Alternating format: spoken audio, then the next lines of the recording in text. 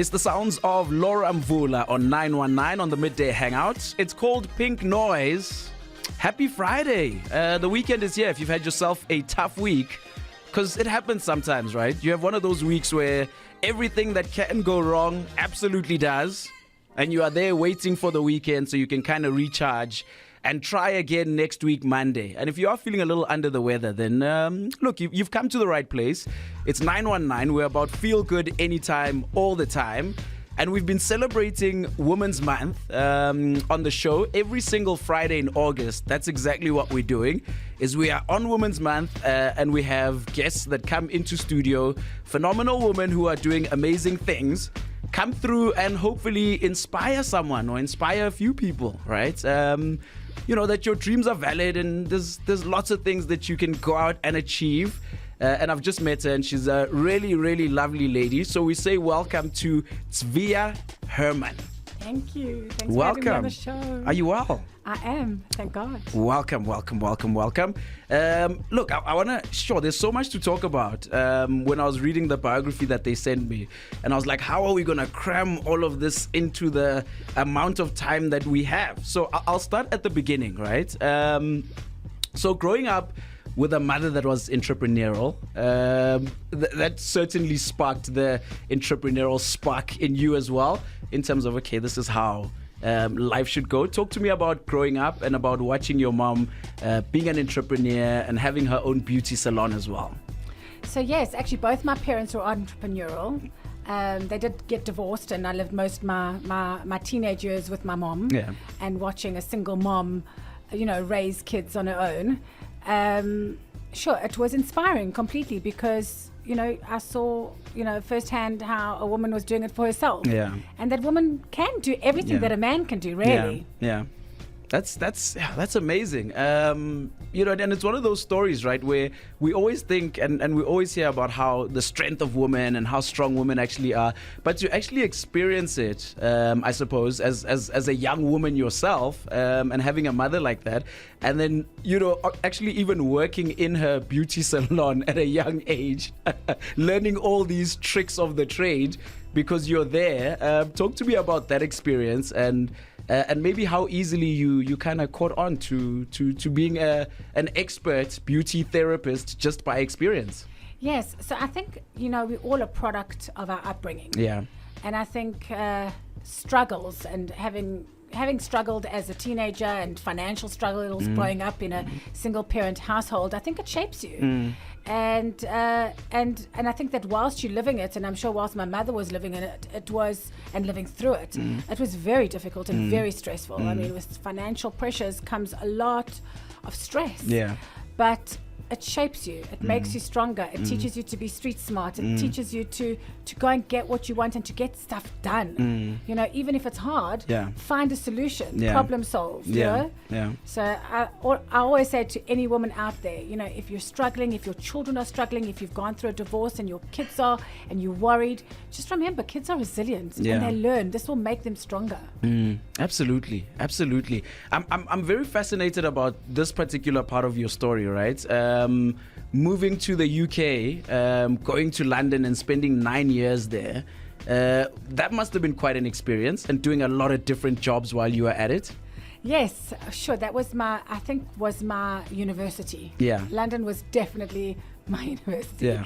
I mean, I left South Africa when I was, freshly out of school. I did a really quick computer course to teach myself how my way around a computer. Yeah. I learned software, all that, and made my way there quite young, and I worked in every single industry. Did you know anyone there? Did you have any family or relatives there that you can kind of well, I'm alone, but I'm not that alone because there are some people that I know? So I went with a boyfriend at the time, but then we broke up. Wow. We broke up quite soon after we arrived. I was about to say, how long did it take before the breakup happened when you get there? We butted heads pretty soon after we got there. And John, then I was pretty much on my own and I didn't know anybody. Sure. But I met so many fascinating people, and I explored London and the UK and Europe in a way where I think it was brave, but also it helped me to do things that I would never have done if I knew people. Yeah. You know, you go and explore. You go and you meet people and you connect, like we said earlier. And people have a different, and I think that's one of the things about traveling, right? Is that you get a different perspective than the one that you're used to.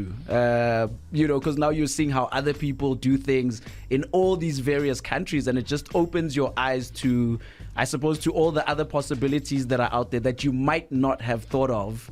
Oh, yes. I mean, if I think to myself, I mean, I was a white South African girl who had never left South Africa, besides for going overseas to see some family overseas, which was very, like, you know, safe, to walking into the big bad world and really not understanding. And then everything just opened up.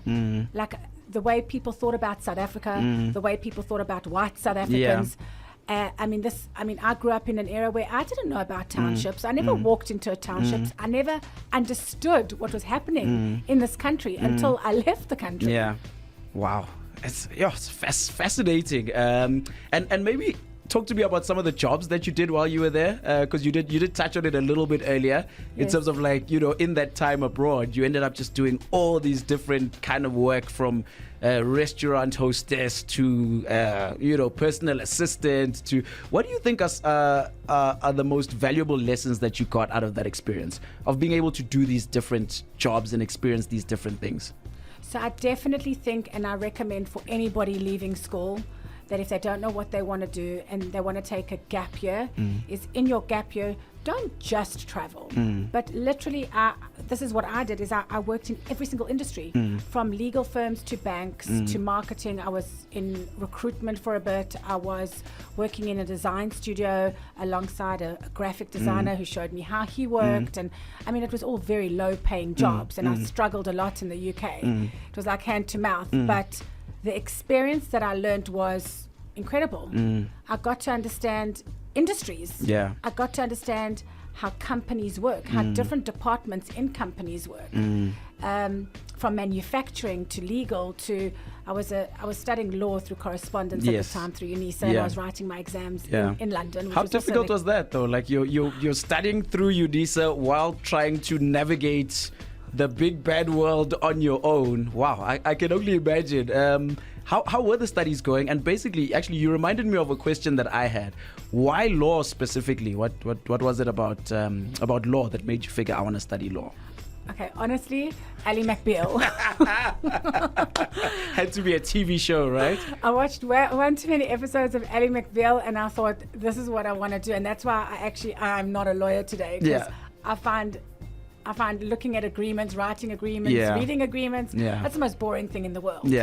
I even tried to work in a legal department of a film distribution company. Okay. And to, like, spice it up a bit. But it was like, no, this is just too dull for me. You know? So we have Ally McBeal to thank for the thinking that law would be the way to go. Yes. Awesome stuff. We're hanging out with Tzvia Hermann, who's a serial entrepreneur, as I've described it, and it's our Women's Month hangout, every single Friday. So we're going to take a bit of a musical break, right? So I'll play you a song, and then we'll come back and we'll chat. So there's so much more I want to chat about. We have to talk about your business, right? So coming back to South Africa, working for a charity, raising funds for them, going to Israel and getting this amazing machine, and there's like I'm saying, there's so much to talk about, but we'll come back and carry on the conversation in a moment. It's the Midday Hangout on 919, 21 minutes past 1. Good afternoon. It's the sounds of Boogie Vice. It's called Promises on 919. It's the Midday Hangout. Good afternoon to you. If you just tuned in, welcome. You are just in time, in fact, for our Women's Month hangout. I'm in studio with Tzvia Hermann, who's chatting to us about her journey and her story as a serial entrepreneur. That's what they called it, serial entrepreneur. Would you refer to yourself as a serial entrepreneur? Sure, it's a big title.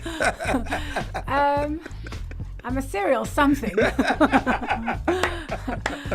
Not sure if it's a serial entrepreneur. I guess it is. I mean, we've got the Laser Beautique, Boutique Brands, Boutique Academy. Yeah. I got the game that we just produced, So I guess I am. Yeah. I gotta just live up to the just own it. I'm owning it. Own the title, right? And that's actually what I wanted to talk about, the Laser Beautique, and how that came about. Was it another TV show that that put you onto these things? It actually was. It actually was. Tell us about that. So now I'm Mediterranean, and if anybody listening could actually see, I've got a lot of hair on the top of my head. I've got a big, thick mop of hair. Yeah. And it's all good. And the party's partying when you've got lots of nice, beautiful locks on your head. But when it's everywhere else as a woman, the party comes to a screeching halt. Yeah. And then you bring out the tweezers and the wax pot and the threading and the razors, etc. And so I personally had issues with hair. Okay. And I think many women do. Yeah. You know, we women grow hair, which we don't like, and we remove it. And these days, even men remove most of their body hair. Yeah. And yeah, it was from that pain point that made me want to find a solution. And like you said, a TV show. I was sitting on the couch with my mother. I was back in South Africa after the UK. Yeah. And I was watching my mom's favorite TV show, The Doctors. I don't know if you're familiar with it. I don't know The Doctors. I don't remember The Doctors. I remember ER, and I don't remember The Doctors for some particular reason. So it was a TV talk show where there were about 4 or 5 doctors. Oh, I do remember that one. Do you remember them? Now that you're laying the scene, I can see it. And they all stand on a stage and they bring to the American public the best and greatest in technology. I and remember all of it. that. Yeah. There was one really cute guy in there, really cute doctor, and that's why I was watching it. But anyway, but yes, they. I was actually on my phone. Yeah. Do you remember Blackberries? Yes. I was sitting on my Blackberry. I remember my red Blackberry. Yes. And I was scrolling with that little ball, and in the background I could hear the doctors, and they were talking about pain-free permanent laser hair removal that's effective and safe for all skin types. Okay. And I was like, hang on, no, that can't be true. Yeah. So I carried on listening, and they started talking about the science behind it, and I was like, oh, okay, hang on, this actually makes sense. And so I Googled the company. Okay. And lo and behold, this company was in Israel. And I had a ticket booked to go to Israel. To go to a wedding. To go to a wedding. Like how? Like 3 weeks' time. Yeah. My ticket was booked. Sure. So I was like, okay, I'm going to go. Yeah. And at the time, I had not 2 cents to rub together. I saved every penny that I had for my ticket to Israel to go to my best friend's wedding.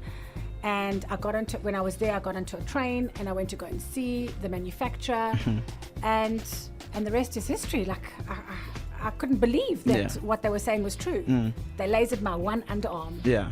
And I've got dark skin. So I'm a dark Mediterranean skin type. And traditional laser hair removal machines would scar and burn anyone that's got a skin type 3, 4, 5. So any like a dark Portuguese, Italian, an Indian skin type, an African skin type, you could not laser them. Yeah. And this machine was safe for all skin types and pain-free Yeah. and permanent. And I was like, okay, this is the best thing since sliced bread. It's Yeah. like a no-brainer. Yeah. Yeah. And then you decided, I need to get one of these things, and I need to open up, a Laser Beautique, right? Correct. So you come back, you've seen it, you've experienced it, it works. How do you now get the money to get this dream now moving forward? So at the time I was dating my husband. Yeah.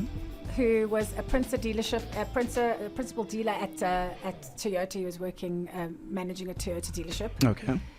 And I thought to myself, no matter what, I'm going to find the money for this machine. The machine cost R1 million. Yeah. And I was like gung-ho.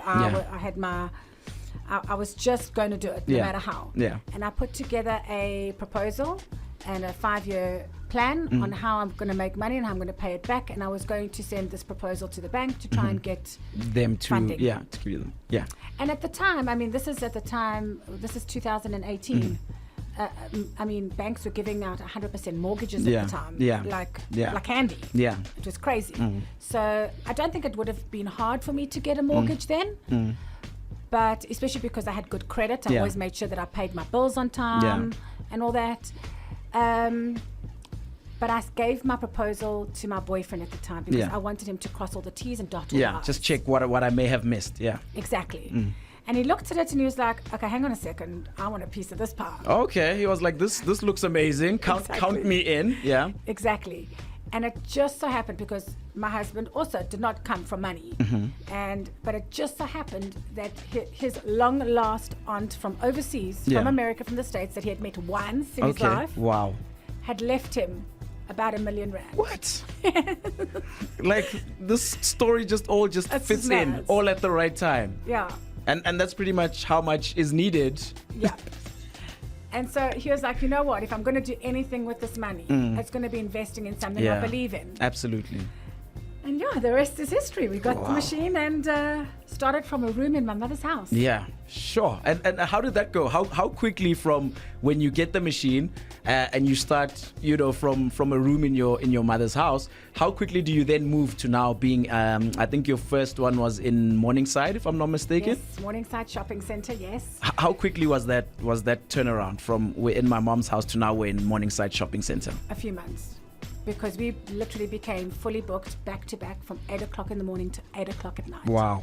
We were the only laser clinic in South Africa, Sure. to offer pain-free permanent laser hair removal. So definitely you're going to be, it just makes sense then that you'd be bombarded with demand. And then how do you then start now opening all these other branches? So it took time. And I think that if the device at the time wasn't as expensive, R1 million is it's steep. It's a lot of money, and especially then. I remember back then, you could open up a fully fledged sorbet for the same amount of money. And that's talking about like shop fittings and some working capital for a few months, all your stock and everything. And here, you can only get the machine. That's it. Yeah. So we took a chance. I mean, if you see where our laser clinic is in Morningside Shopping Centre, we're not shop front. We're down a corridor. Actually, we opened up in the old centre management offices. Okay, yeah. Because it was cheaper rent. Because we were poop scared. We were like, oh my God, we have to sign a 5-year lease now. And what if it doesn't work, and all those other questions that go through your mind? And you have to sign personal surety. Yeah. It's a big deal. But our gut said to us, we're fully booked, it's going to work. Yeah. And before we knew it, we had people literally trying to copy and paste our business. And actually they did. And today you can see there's laser clinics everywhere. Yeah. And how do you then, I suppose, now with everyone else that has kind of come up and joined into the business, how do you then separate yourself from everyone else that has come up and seen that, okay, this is a business model that works, let's do the same? So when I was younger, and at the time, and I literally used to see people copying and pasting our website and our prices, and my spelling is shocking. I do not know how to spell. Okay. I spell check everything. So I would even find people copying and pasting my spelling errors. So even the spelling errors are exactly the same. Exactly the same, and I used to get so upset. And so disappointed that people were literally like taking this from me. But I realized actually, the more I focus on everybody else, the less I focus on myself. Absolutely. And take it as a bit of a compliment. Huh? Exactly. Yeah. Sure, there's a saying, and it's just running. Imitation is the best form of flattery. There we go. So you look at it in that positive light. Yeah. So I want to talk a bit. I'm going to play another song, and then we'll come back, and then we'll pretty much wrap up the conversation. I want to talk about the academy, which I think is important. And then also maybe talk about family, because we've been talking about business, and maybe about family and children, and the differences between the way you were raised and raising children in this new world of TikTok. Oh, yes. And how that's going. Tzvia Hermann is my guest on the Midday Hangout on this Friday. And it's all about Women's Month and celebrating women doing amazing things. We'll continue the conversation in a moment. This is Star 919 FM. It's DJ Kent and the Arrows on 919. Feel good anytime, all the time. Spin my world around. The kind of music that reminds you that it's a Friday, right? Just in case you had forgotten that the week is over. You've made it through the hardest parts, my friend. You are there. You've made it to the weekend. I'm hanging out with Tzvia Hermann, who is a serial entrepreneur. We've concluded that she's going to own the title now. She's going to embrace it, right? And you were telling me off air, and I think it's an important thing to share as well. about being in business and running a business during that pandemic, during COVID-19, and how do you navigate that, right? Because I mean, a lot of people lost their jobs, a lot of people had salary cuts, a lot of people, in fact, still trying to recover from the pandemic. How did your business survive that, firstly, and did you? Because I think a lot of South Africans, when we were told there's going to be a 21-day lockdown, we literally believed it was going to be 21 days, and then after that, everything would go on. And yeah, it was just 21 days that just kept on recurring. How did you navigate business through that? Sure, it's a loaded question, and we were also speaking about family. Yeah. Because you asked me about family, about business, and my answer to you earlier on was, we call the Laser Beautique, all the girls that work at Laser Beautique, we call ourselves a tribe. We are a family. I've got my immediate family, my husband, my kids, and thank God for them. But our work family is just as important. And we noticed, we felt that the most during COVID, during the pandemic. And thank God and thank God to my husband, who's my business partner, very conservative when it comes to budgeting, to spending, to making sure that there's reserves. And thank God we were able to weather out the storm. I mean, we were closed for 3 months. Sure. We were like, the beauty industry was one of the hardest hit industries. And so our girls, mostly single moms, were at home wondering, oh my goodness, how, are we going to get salaries? Yeah, are we going to get paid at the end of this month? Yeah. And many, many women in our industry were not paid. And thank God, because of Neil, my husband, business partner, because of his ways and being clever that way, to have those reserves, because you never know what tomorrow brings. We were able to continue to pay salaries and thank God. And speaking of your husband, I suppose then you guys have kind of complement each other in business, right? With the way he approaches it and the way maybe you would do things. Do you think there's some where 100%? Yeah, there's some parts where because I can hear, like you're saying, thank God for him and the way he approached that. Yeah. I'm like a racing horse. Yeah. And he's like pulls me back. So I'm like spend and do and open more and do more, and he's like, hang on, hold your horses. Yeah. Let's just be slow and steady. Exactly. Yeah. And so there's a lot of merit in that. And John, I mean, talking about being a racing horse, I think that now that the pandemic is over, it's behind us, and there's so much to look forward to. And we want to grow our tribe. Yeah. And that's why we've relaunched our franchise opportunity, which is really exciting. Awesome. That sounds good. And I wanted to ask about the academy as well. Yes. Because you were saying when you opened up, there was no one in the country that was teaching laser. So obviously there was then a need for that. And how many people do you think kind of went through that training at the time? Oh my goodness. So Boutique Academy, we started and launched Boutique Academy organically, like you said, because of the need for training in laser. I mean, remember, lasers themselves are very expensive. You're talking about like R1 million a machine at the time. So schools could not afford, beauty schools, to buy a laser just to train people 100%, yeah. So we created our own Boutique Academy, which is mostly all the theories online. Practicals is in our academy and in our stores, which is really nice. So students can actually feel what it's like to practical work. Yeah, get some practical experience. Yes. Sounds awesome. And to work in the shops themselves, it's yeah. And have you found like some people from the academy and then they've come in and ended up working with you guys? Definitely. Because I would think that would be the easiest way to kind of spot people that are motivated, driven, aligned with the same kind of principles that you guys are as well. Definitely, and especially because we brought in this new device from Canada called Apellis, which is the first device in the world that can painlessly and permanently remove light hair, so blonde, white, grey, red hair.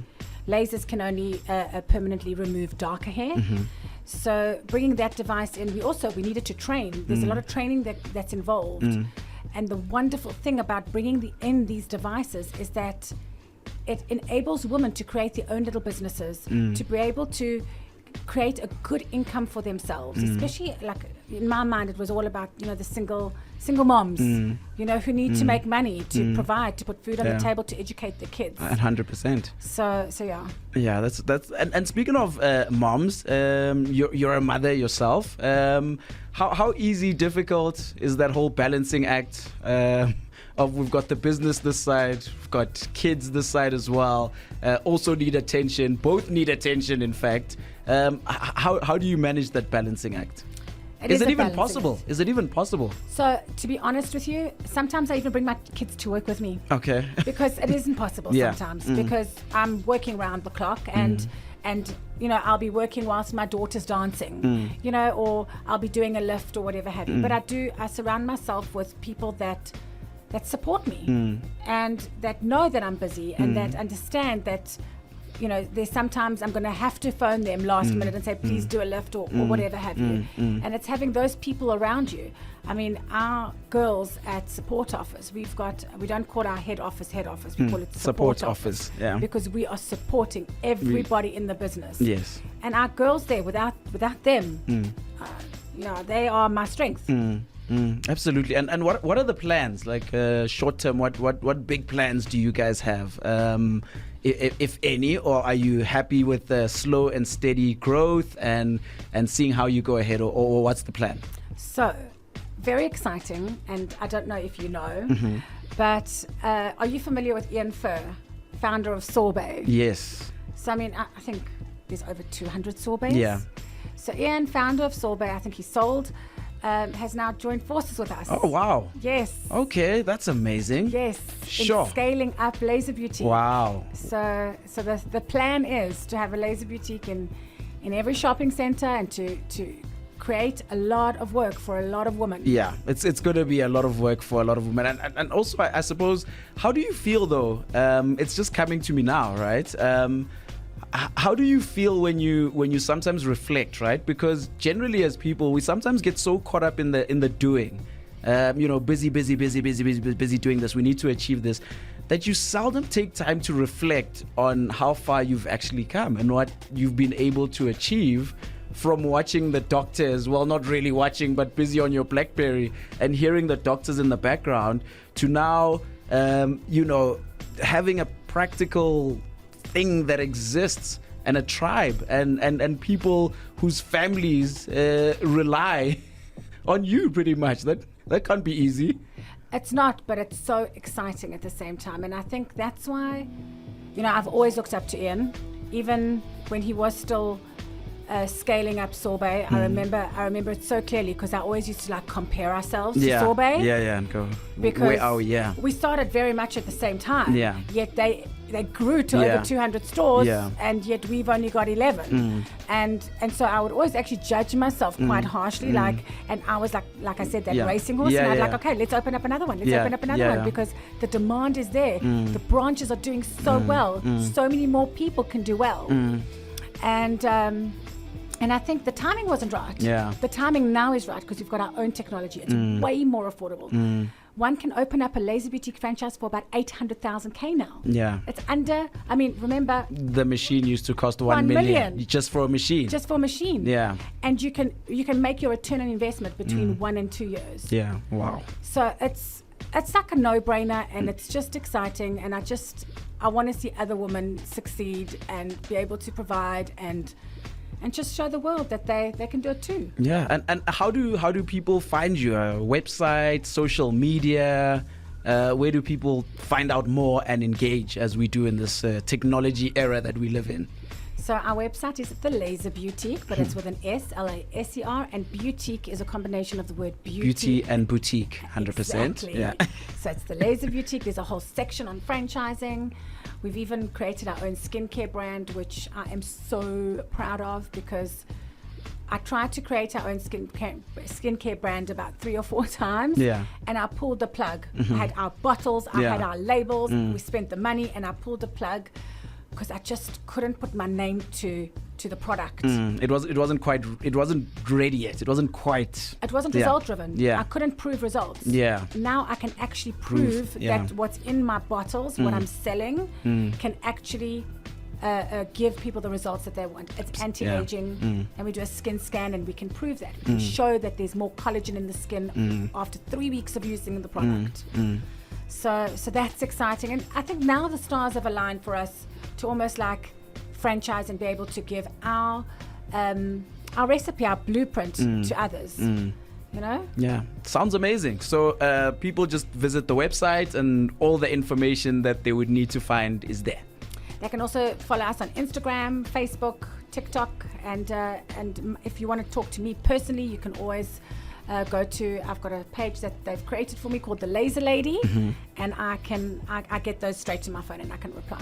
All right, perfect. Thank you so much for coming through. Yeah, it's been eye-opening, learning about your business and just your story. Incredible story. And good luck. I mean, I think you guys are about to go on this big adventure now in terms of franchising and going bigger. And I look forward to walking in a mall and going, hey, there we go. There's a Laser Beautique. Please go out from your mouth. God's ears. Thank you so much once again for joining us. Really, really appreciate it. Thank you so much for having me. It's an absolute pleasure. Tzvia, Hermann, joining us there for the last, almost an hour, in fact, celebrating Women's Month. It's the Friday Women's Month Hangout, and we've got one more for you next week. So we'll continue this theme and maybe even continue after Women's Month, right? Because I think it's a pretty good thing. This is Star 919 FM.